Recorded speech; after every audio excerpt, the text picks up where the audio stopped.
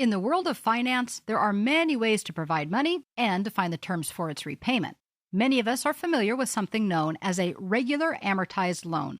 An example of this would be a mortgage, where the payment remains stable over some period of time.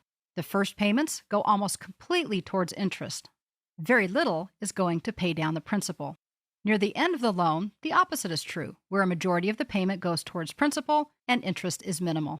This is different than something called a term loan. With term loans, each payment we make is comprised of a fixed amount that goes towards the principal. It's the amount paid on interest that changes, as the interest is calculated on the remaining balance at the time of each payment. This means as the loan balance consistently decreases, the amount due for interest with each payment also is reduced, so the payment itself is reduced over time. Excel contains a number of financial functions to help in calculating everything from payments to interest and even the value of investments over time. If we need to do some very creative financing, then we may have to kind of piece together our own calculations to do so. But Excel's financial functions are very powerful and really do cover the gamut. Our company is interested in purchasing a new vehicle. We're thinking of purchasing a service van and want to look at different options related to a couple of finance offers that we have available to us. The monthly payment is a primary concern, but we also know that the total cost of the loan over time is also something that should be considered. So we've created a workbook called Loans in order to help us with that. The file can be found in your Chapter 3 Working Files folder. It contains the label and basic pieces of information that we've been offered for our financing options. We'll get started with one of the first questions, which almost always is, how much is this loan going to cost us per month? This utilizes one of Excel's most common and popular, and also basic, financial functions, the payment function.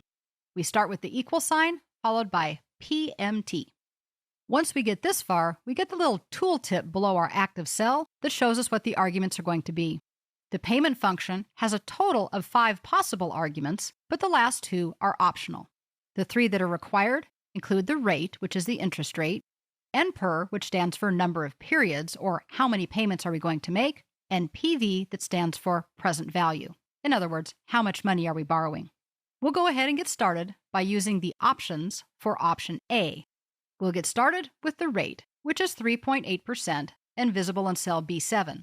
But I need to caution you, one of the challenges that people face with financial functions is making sure that everything in the function is in the same terms. In other words, we're trying to calculate a monthly payment, but we've currently selected an annual interest rate. Trust me, you do not want to pay 3.8% per month on your loan.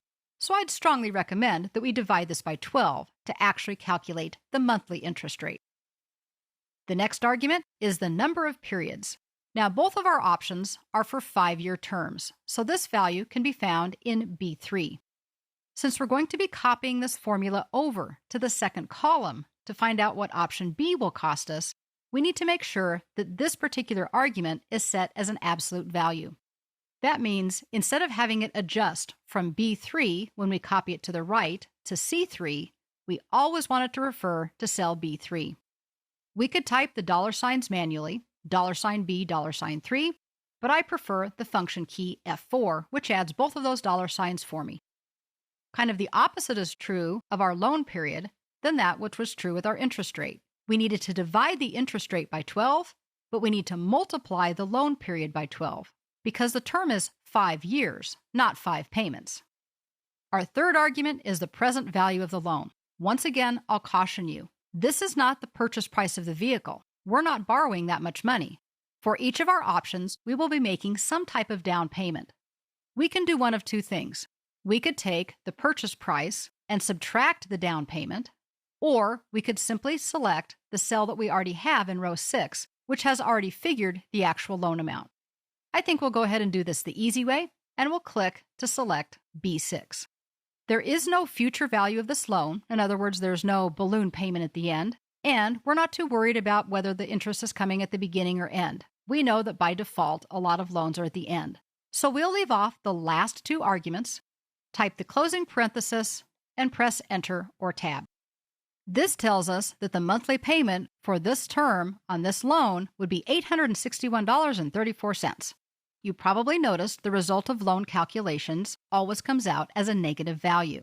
I know this may seem backwards, but remember, in accounting, this is a payment or a debit, something that we will need to pay, and not a positive amount, which we would refer to normally as some type of income.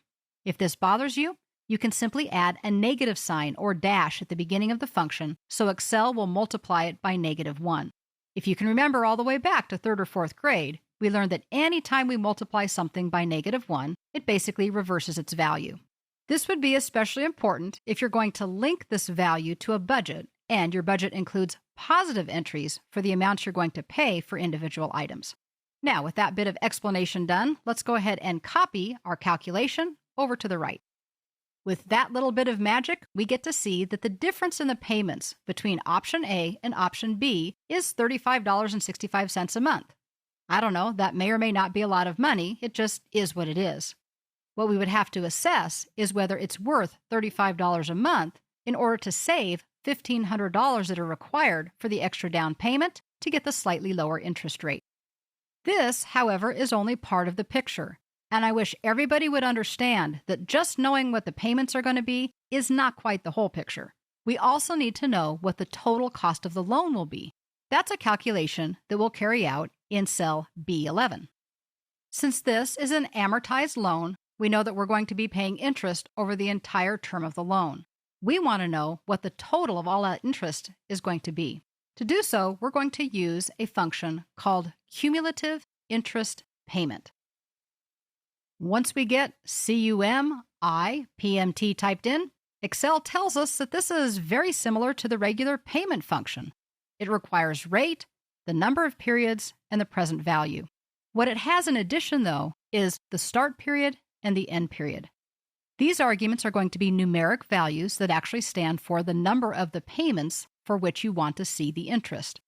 We want to see interest for the entire loan, so our start period will be 1 and our end period will be 60.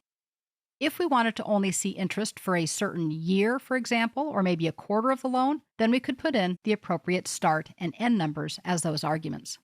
Since I've already talked to you about how to enter these, I'll go ahead and just be quiet for a moment and you can watch me type.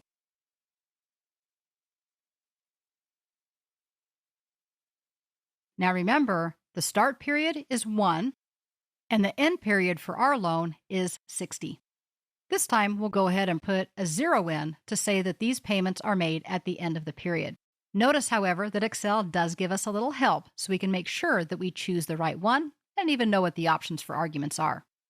We'll go ahead and press enter.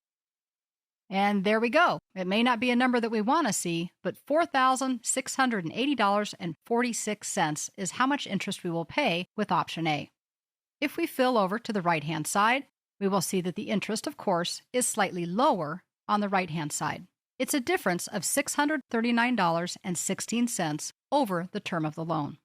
These calculations provide the information we will need in order to determine which finance option we want to utilize. What they can't help us do is determine whether it's more important to lower the monthly payment and actually lower the overall cost of the loan, or to keep an extra $1,500 in our bank account at the moment.